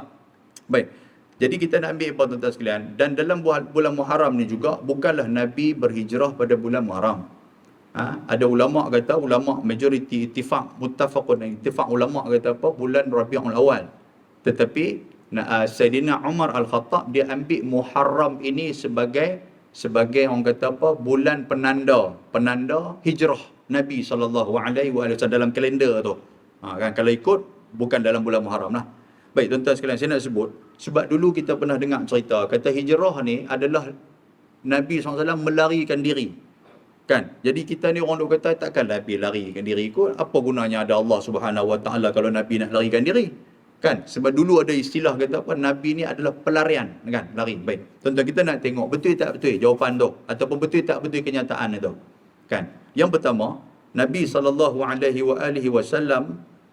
Nabi hijrah tu pasal apa? Yang pertama tuan-tuan nak kena pegang, hijrah Nabi tu kerana perintah Allah, bukanlah kerana Nabi nak larikan diri. Yang ni tuan-tuan boleh rujuk dalam surah At-Taubah ayat 40. Allah Taala sebut siap dah kepada Nabi SAW dan juga kepada sahabat yang akan mengikuti baginda Nabi SAW. Illa tansuruhu faqad nasarahu Allah idh akhrajahu alladhina kafaru thaniya thnaini idh huma fil ghar. Allah Taala cerita, Tuhan kata apa? Jikalau kalian tidak menolong Nabi Muhammad SAW, Allah Ta'ala telah menolong dia ketika mana orang kafir mengusir dia, dan juga sedangkan dia bersama dengan salah seorang, maknanya dua orang fil ghar. Ghar ni maksud dia gua, duduk dalam gua tu. Siapa dia ni tuan-tuan? Sayyidina Abu Bakar As-Siddiq radhiyallahu ta'ala anhu. Nombor satu, hijrah ni adalah perintah daripada Allah Subhanahu wa ta'ala. Tuan-tuan pegang yang tu ya. Bukan pasal Nabi melarikan diri. Yang pertama, hijrah ni Allah Ta'ala yang suruh, perintah Allah Ta'ala. Sehingga kan Sayyidina Abu Bakar As-Siddiq dalam kitab Qissatul Risalah Syekh Abdullah Ain Al-Qarni, dia kata apa? Dia buat main satu hadis. Dia kata Abu Bakar As-Siddiq duk berdoa kepada Allah, la'alli sahiban lahu, sesungguhnya aku mohon supaya aku menjadi sahabat Nabi nak pergi hijrah. Sebab Ja'far dah hijrah dah waktu tu. Sayyidina Umar Al-Khattab dia dah keluar dah waktu tu. Tapi Nabi tak hijrah lagi ni. Jadi Abu Bakar duk minta la'alli sahiban, jadikanlah aku sahiban, iaitulah orang yang ikut Nabi Muhammad SAW hijrah dengan dia. Abu Bakar duk harap macam tu. Jadi Abu Bakar pun saja duk hin-hin dekat Nabi. Ya Rasulullah, mereka pakai hijrah dah, kamu tak hijrah ke? Abu Bakar tanya macam tu. Nabi kata apa? Allah Ta'ala tidak memerintahkan aku lagi suruh aku hijrah. Nampak yang kata Nabi Muhammad SAW tu. Dan cerita ada tuan-tuan sekalian, macam tuan-tuan pun dengar cerita lah dalam kitab apa nama Rahiqil Makhtum, dalam kitab kitab ni lah, kitab cerita tentang sirah Nabi SAW. Kan? Nabi SAW memang dia memanggil Sayyiduna Ali karamallahu wajhah untuk nak tidur di tempat dia, tempat katil dia tu. Sayyidina Ali ni orang muda. Sebab itulah dakwah Nabi ni dikuatkan dengan orang muda, tuan-tuan sekalian. Dia duduk di tempat tu. Walaupun dia tahu, kata apa? Kata orang nak bunuh Nabi SAW, Sayyidina Ali. Sayyidina Ali mempertahankan jiwa dia dan diri dia untuk nak dibunuh. Nabi pun keluar, tuan-tuan sekalian. Dan di saat tu Nabi keluar, dalam hadis cerita apa? Nabi membacakan ayat Quran dalam hadis tu. Dan Nabi mengangkat pasir dan Nabi letak, Nabi lempak macam tu lah, terkena atas kepala orang-orang kafir, menyebabkan mereka ni tertidur. Cuma saya tak berjumpa lah dengan hadis yang kata apa, waja'alna min baini aidihim saddan wa min khalfihim saddan fa aghshaynahum fa hum la yusirun. Saya tak jumpa lah hadis tu. Tapi yang tu lah saya mengaji dulu pun, depa apa tok guru duk abang macam tu juga. Jadi kita ambil mungkin kalam ulama lah kata macam tu. Bila Nabi baca macam tu, depa tak nampak waja'alna min baini aidihim saddan wa min khalfihim sadda. Bila baca ayat tu, kami menjadikan sadda, maknanya tak nampak depan, tak nampak belakang. Hak tu yang kita duk baca bila tak pakai helmet, ada polis trafik duk buat roblok. Tengok Allah polis di depan, kita pun waja'alna min baini aidihim sadda. Kita pun lalu-lalu polis tahan. Haji, awak tak pakai helmet? Allah, dah hati kita duk kata aku baca Yasin ni tak kena pun. Rupanya trafik tu auzubillah awal lagi. Dia baca ayat. Kan? Jadi ayat tu tak, wallahu ta'ala alam lah tuan sekalian. Kan? Ayat ni pun macam-macam cerita juga. Jumpa kawan ni, dia kata ayat ni kalau hang nak keluar daripada rumah, hang baca ayat ni nanti pencuri tak masuk rumah. Dia pun baca-baca, main-main tengok tuan sekalian. Tinggal tapak rumah dengan rumah pun hilang. Rupanya jin curi rumah dia. Walaupun dia baca ayat tu. Kita keluar daripada kereta dah lock kereta, bubuh sekali dengan rantai kereta baru. Tapi baca tu pula waja'alna min baini aidihim. Keluar pada masjid nak pergi cari kereta, tinggal rantai ya. Kereta tak tahu pergi ke mana.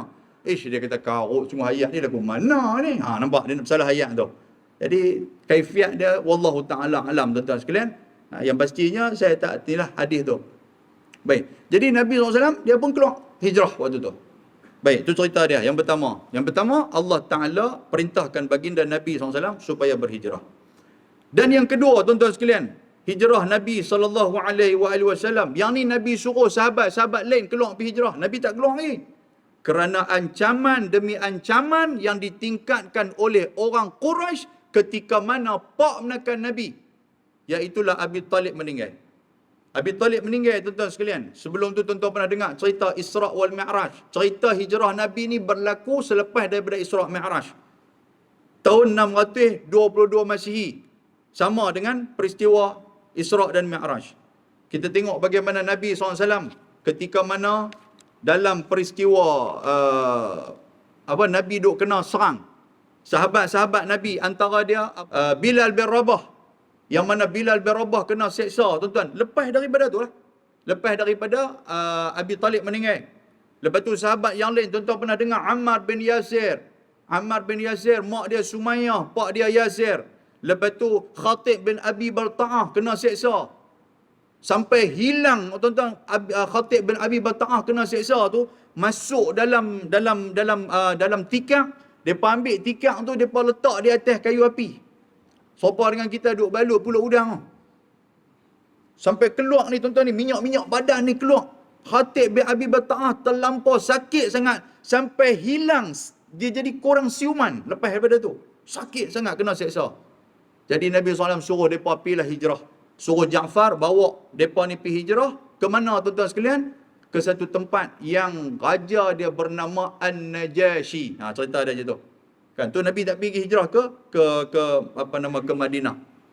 Dan Nabi SAW sendiri pun lepas daripada Abi Talib ni, tuan-tuan sekalian, kena meninggal, Nabi sendiri pun kena.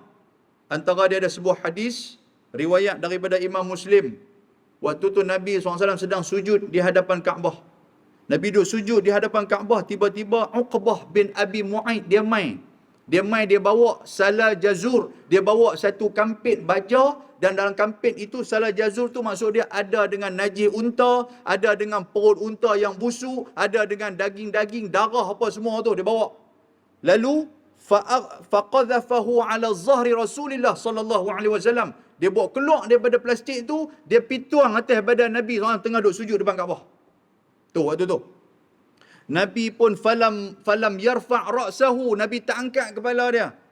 Ibnu Mas'ud, Abdullah bin Mas'ud yang meriwayatkan hadis ni, dia kata apa? Dia kata aku tak mampu nak pergi tengok, aku tak mampu nak tolong, dia kata. Pasal kalau aku tolong sekali, apa akan jadi kepada aku? Pembesar-pembesar Quraisy ni, depa ni dah mula dah, waktu tu dah mula gasak Nabi SAW. Dan mereka melancarkan PKPD. Tuan-tuan sekalian, tahu PKPD? Perintah Kawalan Pergerakan diperketatkan. Nabi kena dulu, tuan, baru kita.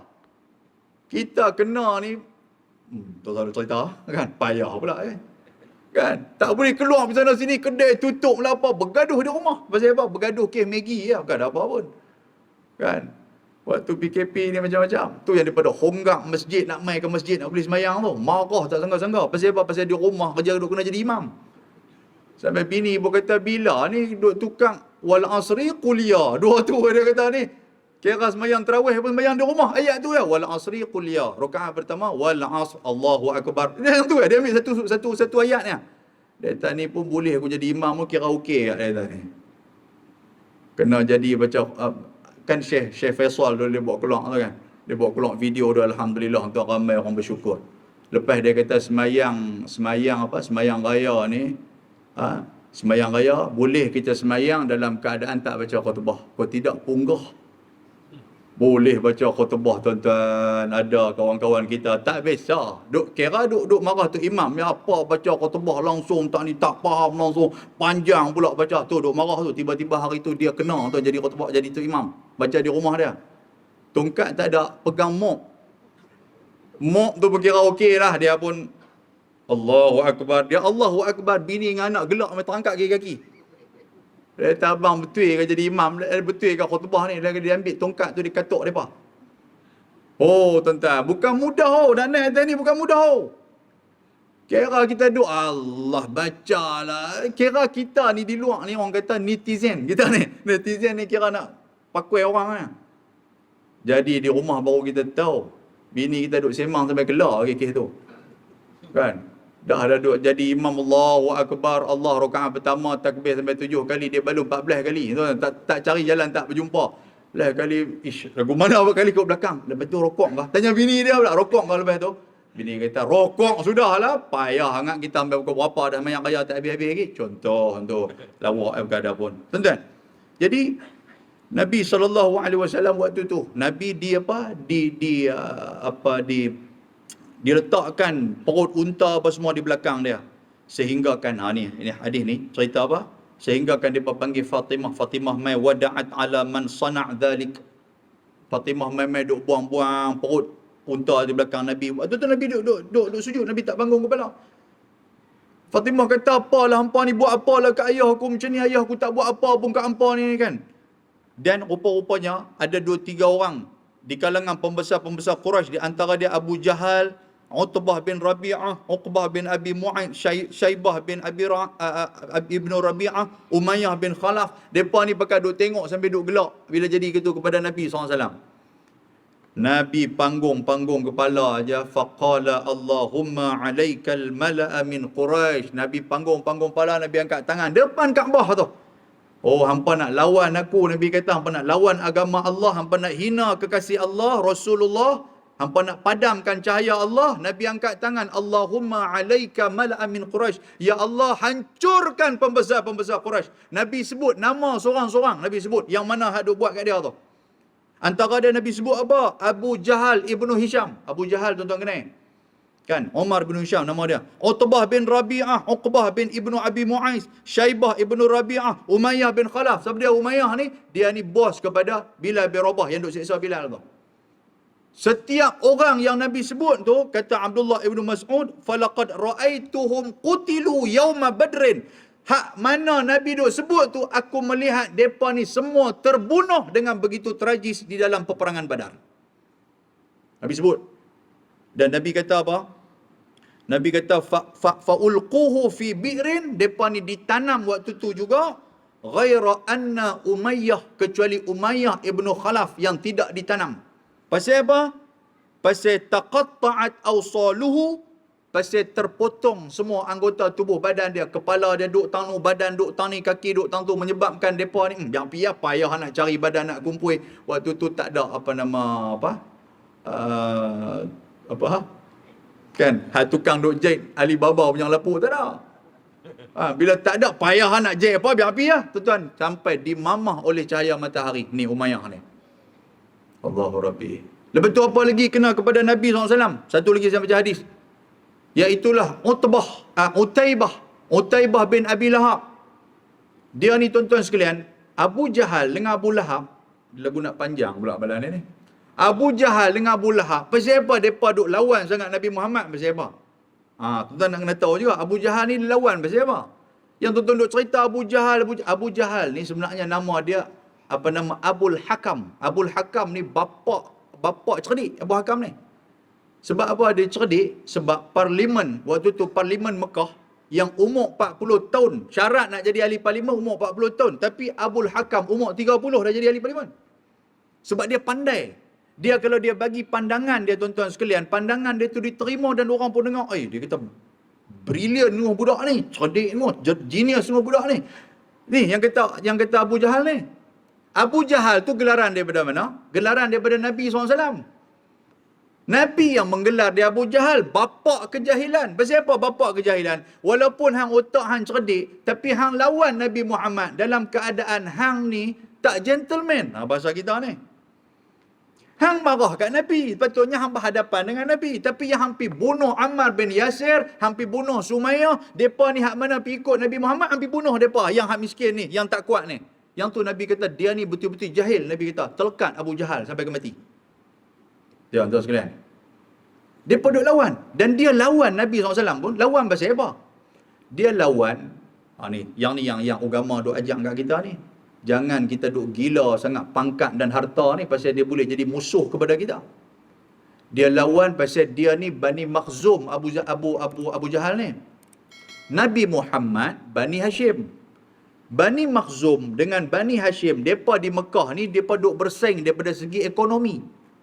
Kalau pendatang-pendatang mai ke Mekah, Bani Makhzum nanti bagi makan, Bani Hashim pun bagi makan. Jadi mereka bersaing. Kan? Orang bagi makan, lepas tu jaga orang yang datang nak buat haji, mereka jaga tuan sekalian. Jadi duduk bersaing lah. Tiba-tiba Bani Hashim pula pihak kata keturunan kami ada seorang Nabi. Bani Makhzum kata kami tak ada Nabi. Bila tak ada Nabi itu menyebabkan ranking Abu Jahal ni jatuh. Pasal apa? Pasal hang tak boleh cari Nabi macam mana keturunan Bani Hashim ada Nabi. Sebab tu dia marah. Pasal jawatan dia tu bila dah main Nabi Muhammad, orang tak peduli kat dia lah. Orang duk tengok Nabi Muhammad. Pasal jawatan, dia musuh Nabi Muhammad SAW. Dia musuh tu sampai ke mati. Allahu Akbar. Jaga tuan sekalian. Jangan pasal jawatan kita musuh kat orang. Satu. Okey, Abu Lahab pula. Abu Lahab ni siapa? Abu Lahab ni pak menakan Nabi. Pak menakan Nabi. Islam duk abang dah kat kita. Pangkat, darjat, ahli keluarga pun boleh jadi kita bergaduh. Tuan sekalian. Abu Lahab ni pula, dia bergaduh dengan Nabi Muhammad. Dia benci kepada Nabi Muhammad ni pasal apa? Pasal yang pertama sekali, dia tak dapat pangkat untuk menggantikan pak dia, Abdul Muttalib. Yang dapat pangkat adalah Abi Talib. Abi Talib ni pak menakan Nabi. Abu Lahab ni siapa dia? Abu Lahab ni Pak Long Hab, pak menakan Nabi juga. Dia panggil Pak Long Hab lah kot. No? Pak menakan Nabi. Tiba-tiba bila Tok Wan dia, Abdul Muttalib, bila dia nak meninggal, dia kata ni hampa jaga anak menakan hampa, anak lah. Abdullah lah. Abdullah tu pak Nabi. Kita panggil lah kot, no? Kan? Ni hampa jaga anak Abdullah ni. Lepas tu, apa nama yang di Mekah ni, hampa, aku nak bagi kepada Abi Talib. Bila Abu Lahab dengar, pasal apa? Bagi kat Lid. Aku pun, orang kenal aku juga. Macam kita lah tuan sekalian, bila nak meninggal ni, mesin padi dah 5 biji aku bagi kat kawan tu. Anak kita ni marah. Aku takkan dapat kebota ya dia kata. Mesin padi ambil bagi kat dia. Dia mula bergaduh adik-beradik. Bila bergaduh adik-beradik, bini pula masuk campur, anak pula masuk campur. Bini Abu Lahab nama apa tuan sekalian? Tu dia. Tanya lagu ni, tu dia. Balik tanya tengok cucu kita hak mengaji tazki tu. Kok dia jawab. Bini Abu Lahab nama Ummu Jamil binti Harb. Dia ni adik-beradik Abu Sufyan. Ummu Jamil. Ummu Jamil ni sudah duk pergi cucu Abu Lahab. Dia kata Abang Hab. Abang Hab dia panggil. Abang Hab, dia kata tengok tu nampak Muhammad nak menakan ni macam-macam. Dia kata Abi Talib buat macam-macam. Dia kata Abang Lid. Dia panggil Abang Lid lah kot. Abang Lid ni pergi buat ni. Dia kata ni abang pun adik-beradik mereka juga. Pasal apa abang tak dapat panggu macam mana Lid duk dapat? Hab ni pun dengar pun Hab tuan. Hab terus lah dia pun. Abu Lahab nama apa sebenarnya? Nama dia Abdul Uzza bin Abdul Muttalib. Abu Lahab tu nama Abdul Uzza, hamba kepada berhala.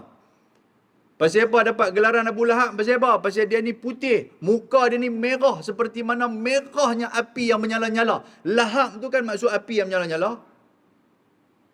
Sebab tu orang kalau perongoi dalam apa nama kampung Alok Semela ni tuan-tuan panggil Abu Lahab tu dah.